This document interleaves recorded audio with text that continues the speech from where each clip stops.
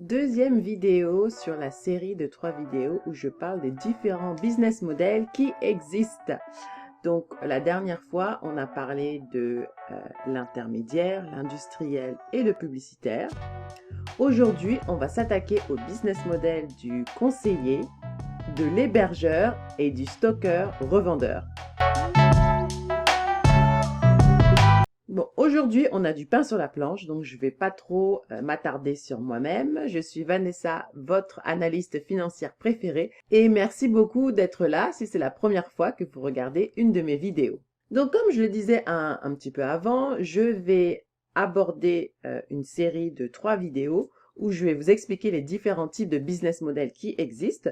Comme ça va vous permettre à vous, quand vous vous lancez, de savoir un peu dans quoi est-ce que vous allez naviguer et quel genre de stratégie est-ce que vous devez adopter pour pouvoir accroître tout simplement votre business. Si vous n'avez pas envie d'attendre les 3 vidéos, surtout n'hésitez pas, dans la description ci-dessous, il y a un lien où vous pouvez télécharger le document PDF où je résume tout en quelques pages. Mais passons à nos moutons. Donc, business model du conseiller comme son nom l'indique, hein.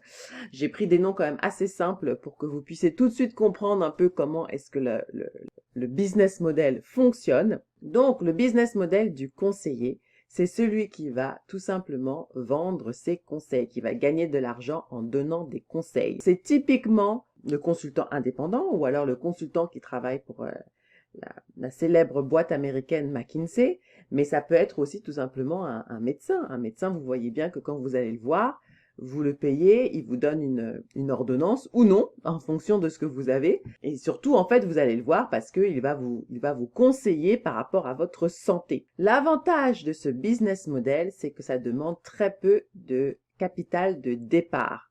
Donc, à partir du moment où vous avez une expertise, vous pouvez tout simplement la monétiser. Par contre, là où vous avez besoin en gros de sortir de l'argent, c'est pour pouvoir vous différencier. Comme je l'avais expliqué dans cette vidéo, business model, vous pouvez la regarder, business model ou entreprise à démarrer sans argent, comme la barrière à l'entrée est très faible, c'est-à-dire que tout le monde en gros peut se lancer à partir du moment où ils ont une expertise, eh bien, malheureusement, du coup, pour se différencier, il faut de l'argent et c'est cela qu'en général, les grosses boîtes soit utilisent tout simplement leur réseau, soit utilisent du marketing ou de la publicité pour pouvoir sortir du lot et se faire remarquer.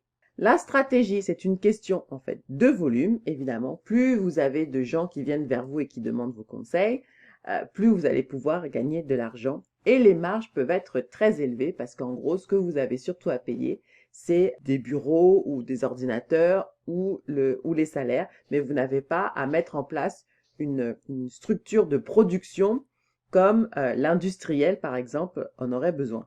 Donc, les conseillers sont en général payés à l'heure. Comme je disais, si vous voulez augmenter votre chiffre d'affaires, il va falloir que soit vous travaillez plus d'heures, soit que vous embauchiez d'autres personnes qui donc du coup vont rajouter des heures que vous allez pouvoir facturer. Business model de l'hébergeur. Alors, celui-là, c'est celui qui est propriétaire d'un bien.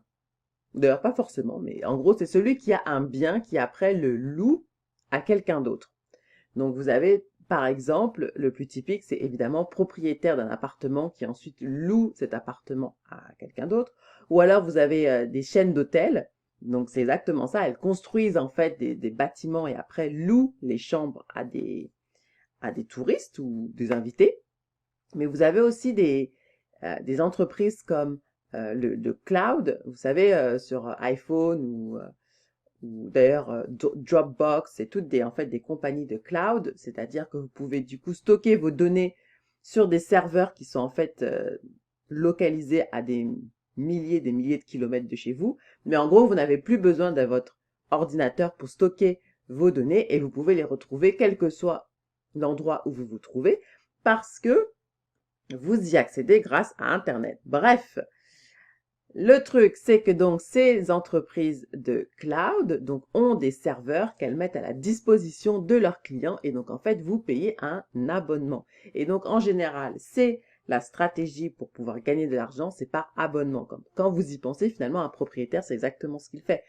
Il vous fait payer un abonnement pour la location de son appartement ou de sa maison tous les mois, tout comme un téléphone. Alors, évidemment, là aussi, c'est une question de volume. Plus vous avez de biens que vous pouvez louer, plus vous pouvez gagner de l'argent, parce que c'est une question de nombre, hein, c'est des mathématiques. Et les marges peuvent être moins moyennes. En fonction, ça dépend de votre positionnement. Le positionnement, c'est-à-dire l'image, c'est un peu l'image que vous voulez véhiculer. Est-ce que vous êtes plutôt une Ferrari, par exemple, ou est-ce que vous êtes plutôt une Renault ou une Toyota? Et en fonction justement du positionnement, si vous êtes la Ferrari, vous allez faire payer la voiture plus cher. Si vous êtes une Renault, une Toyota, vous allez faire payer ça moins cher. Donc, dans votre positionnement au niveau de l'hébergeur, si vous êtes plutôt dans du luxe, comme les hôtels Hilton ou Hyatt, certains hôtels de type exclusif, donc comme vous êtes sur un positionnement de luxe, du coup, vous pouvez faire payer vos chambres et votre service ou votre propriété plus cher. Si vous êtes sur un positionnement genre à la Ibis ou à la Novotel, du coup, vous faites payer moins cher parce que vous n'êtes pas sur le même positionnement, tout simplement.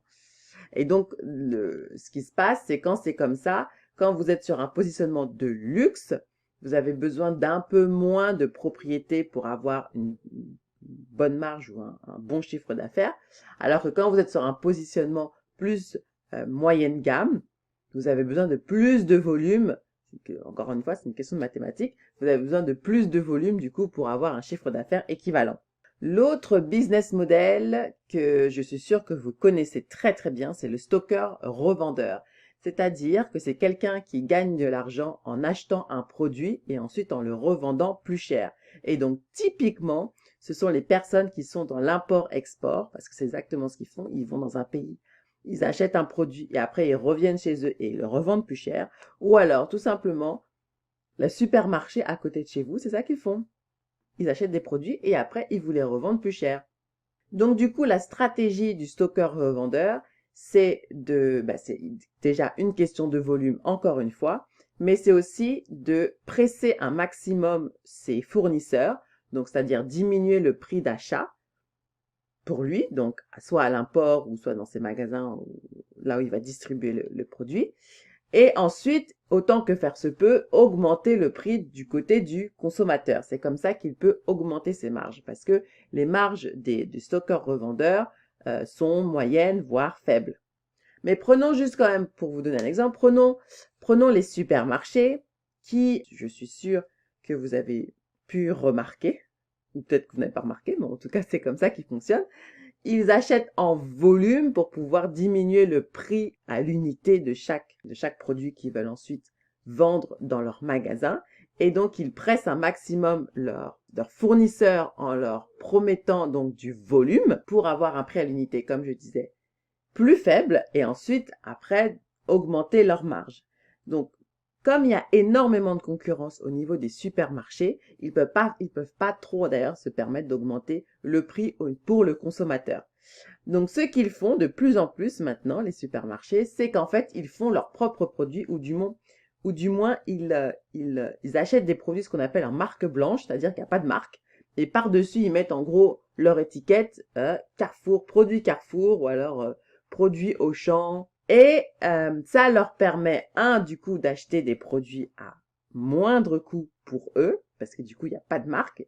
Ils mettent leur marque et ils n'ont pas besoin de mettre des coûts de marketing par rapport à ça, parce qu'ils ont déjà l'espace de distribution pour pouvoir vendre ces produits. Et donc, ils jouent, en fait, sur la concurrence des prix par rapport entre un produit Carrefour et un produit de marque.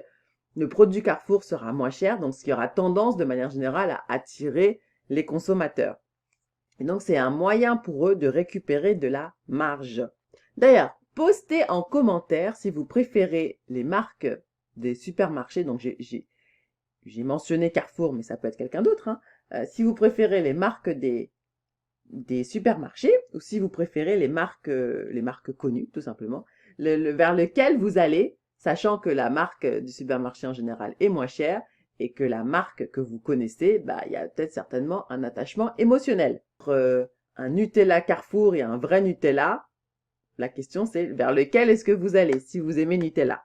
Donc, pour la dernière vidéo qui sortira certainement la semaine d'après, je vais aborder donc les deux derniers business model qui sont l'investisseur pur et le prestataire de services. Si vous avez aimé cette vidéo, un pouce vers le haut, abonnez-vous et je vous dis à très bientôt et surtout faites vos recherches en tant qu'investisseur et investisseuse sérieuse que vous êtes.